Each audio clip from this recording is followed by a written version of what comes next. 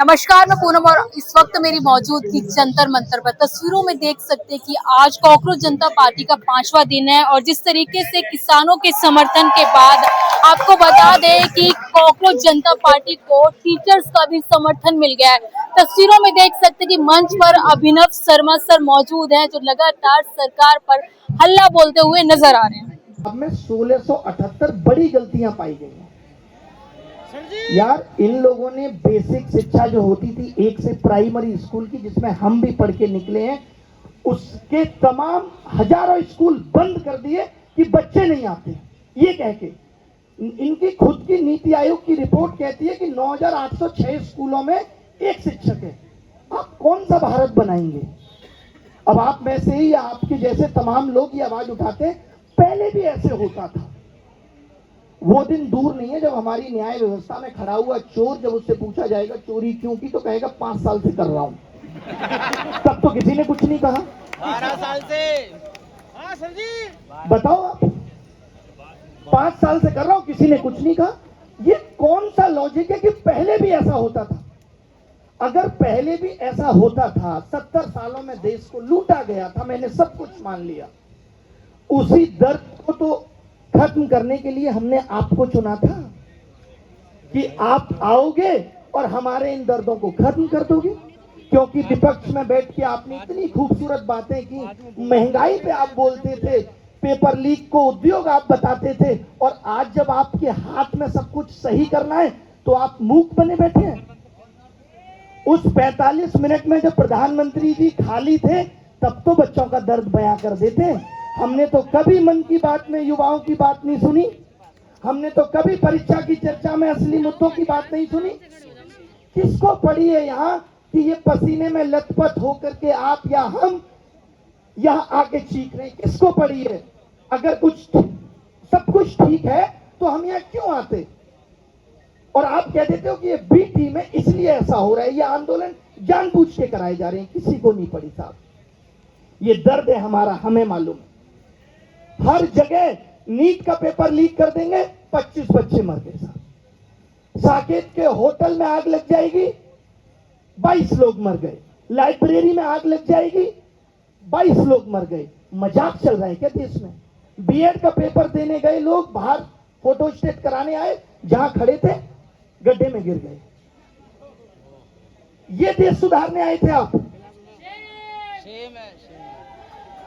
और सबसे कमाल की बात यह है कि आप जिस राम की बात करते हैं उसके चरित्र से आपने कुछ नहीं सीखा। वो राम रात में निकल के लोगों का दर्द दुख सुनते थे, आलोचना सुनते थे कि प्रजा क्यों हमसे खुश नहीं है, और आप उस आवाज को खत्म करने का काम करते हैं। मैं उन लोगों से कहना चाहता हूं जो ट्विटर पे और यूट्यूब पे बहुत बड़े ज्ञानी बने हुए हैं और जो इस आंदोलन की सिर्फ कमियों को निकाल के बता रहे हैं, जैसे आज तुम ये कहते हो ना कि 70 सालों में देश पीछे चला गया, आगे आने वाले वक्त में हम कहेंगे कि 100 सालों में भी देश बहुत पीछे चला गया। चाइना 1980 में हमसे पीछे था और आज देख लीजिए कहां पहुंच गया। मैं ये कहता हूं कि 2014 से पहले कोई विश्वगुरु नहीं बोलता था अपने आप को। 2014 से पहले कोई नहीं कहता था कि 2047 में विकसित भारत बनाना है। ये सब तो सपने आपने हमें दिखाए, और अब आप कह रहे हो उससे पहले ऐसा होता था इसलिए आप भी ऐसा करोगे। क्यों भाई? ये देश किसी के बाप की बपौती नहीं है, ये देश हम सबका है। कल आपने सुना होगा कि एक सीएम है एमपी के, मोहन यादव जी, उनकी संपत्ति कई गुना हो गई है। सोचिए, इस देश में इतनी सब चीजें हमारी आंखों के सामने हो रही हैं कि अधिकारी जमीन खरीदते हैं, वो जमीन रातों रात 3200 करोड़ की हो जाती है। अब बताइए, जो बैठे लोग सत्ता में, उनको तो सब कुछ पता है। अगर वो इस तरीके से देश कब जाएंगे तो हमारे आपके लिए बचेगा क्या? हमारे आपके आने वाली पीढ़ी के लिए बचेगा क्या? यहां तो अमीर और अमीर होता जा रहा है। सब कुछ 2 आदमी ले लेंगे, अडानी और अंबानी, हमारे आपके लिए कुछ नहीं बचेगा।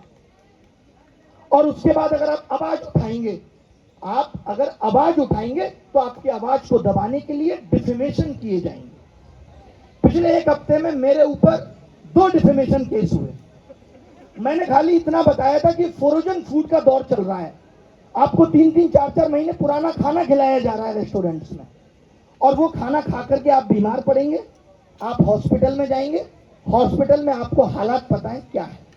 भाई एक बात बताइए, आप विकसित बनने की बात करते हैं, विकसित बनने के लिए शिक्षा और स्वास्थ्य 2 सबसे जरूरी चीजें हैं या नहीं? आज आपको यहाँ इलाज नहीं मिलेगा।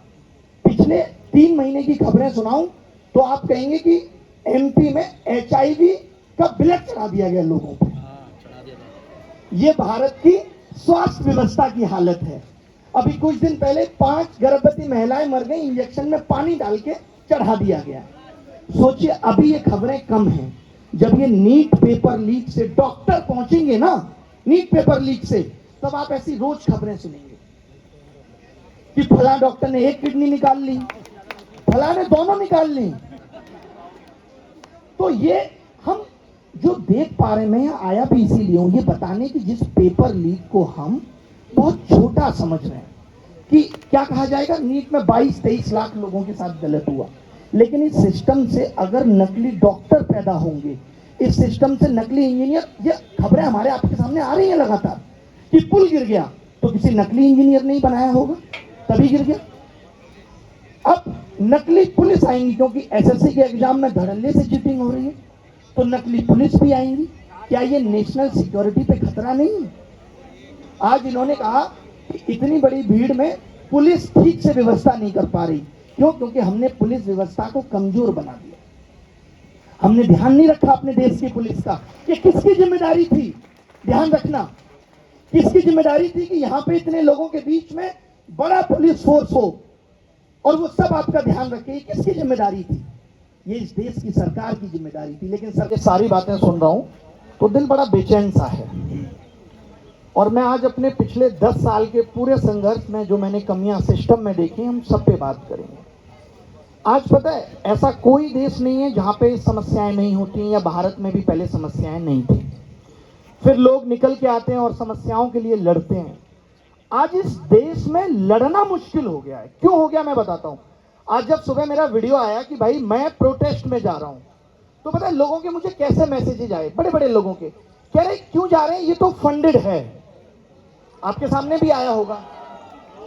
क्या इस देश में बेरोजगार आज उस स्थिति में है, महंगाई के दौर में, कि यहां 4 दिन बैठ सके? है क्या उस स्थिति में? क्या किसी आंदोलन का पर्पज ना जान करके ये जानना या बताना या इसको खत्म कर देना कि ये फंडेड है, क्या हो गया?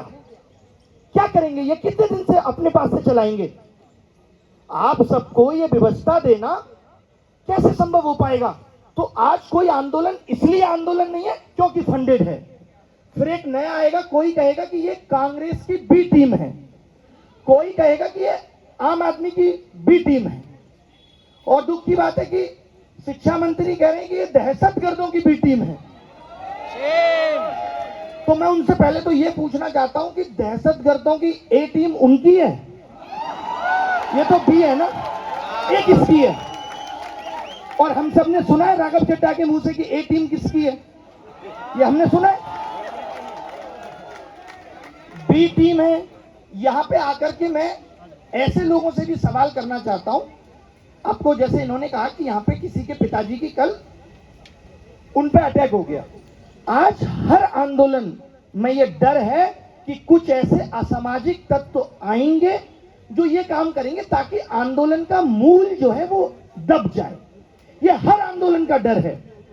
और मैं मीडिया से भी ये कहता हूं कि आप इसी डर को क्यों दिखा रहे हैं? आज आप ट्विटर खोलिए तो उस पर क्या दिखाया जाएगा? एक लड़के को, मीडिया से मेरा मतलब यूट्यूब मीडिया से भी पकड़ लेंगे, इसको नीट की फुल फॉर्म नहीं पता। मैं तो कहता हूं कि ये अनपढ़ है, लेकिन इसको अपना इलाज तो कराना है ना, तो ये चाहता है देश में अच्छे डॉक्टर बने। इसको नीट की फुल फॉर्म पता है नहीं पता? अगर ये मीडिया उस वक्त होती तो शायद देश को आजादी नहीं मिलती, क्योंकि उस वक्त तो साक्षरता बहुत कम थी, उस वक्त लोग पढ़े लिखे नहीं थे। गांधी जी के आंदोलन में अगर आप लोगों के मुंह पे माइक लगा के पूछते हो, कहते फ्रीडम की फुल फॉर्म बताओ, फ्रीडम के बाद फायदा क्या होता, तो लोग शायद माइक पे बोलने से करते, तब तो देश को आजादी नहीं मिल पाती। क्या हर एक, ये जो नीट है ना, मैं आपको बताना चाहता हूं, नीट एक रिसेंट में हुआ मुद्दा है, लेकिन ये जो आवाज इन्होंने उठाई है या आप लोग जो आज यहाँ इकट्ठे हुए हो, ये 5-7 सालों का गुस्सा है जो पिछले 8 साल में 80 पेपर लीक हुए, ये उसका दर्द है। नीट का पेपर ठीक से हो, इसलिए इतने बड़े देश के प्रधानमंत्री को 45 मिनट के लिए रोक दिया जाता है, लेकिन पेपर लीक नहीं रोकेंगे। वो क्यों रोकेंगे? पेपर लीक तो उद्योग है, इससे हमें फायदा हो रहा है, ऊपर तक पैसा पहुंच रहा है। आप बताइए, आपने कभी बिहार के शिक्षा मंत्री को सुना है? आप कहेंगे उनको खुद ही नहीं पता कि वो शिक्षा मंत्री है कि स्वास्थ्य मंत्री है। अगर देश का स्वास्थ्य मंत्री और शिक्षा मंत्री ठीक हाथों में ये जिम्मेदारी नहीं दी जा रही, तो क्या ये नेतृत्व पे सवाल खड़े नहीं करता कि आप किसी को भी उठा के स्वास्थ्य मंत्री बना दे रहे हैं, जिसके खुद के स्वास्थ्य पे सवाल उठ रहे हैं? क्या शिक्षा मंत्री को शिक्षित नहीं होना चाहिए? इस देश के नेताओं को ऐसा लगने लगा है कि ना तो इस देश की शिक्षा व्यवस्था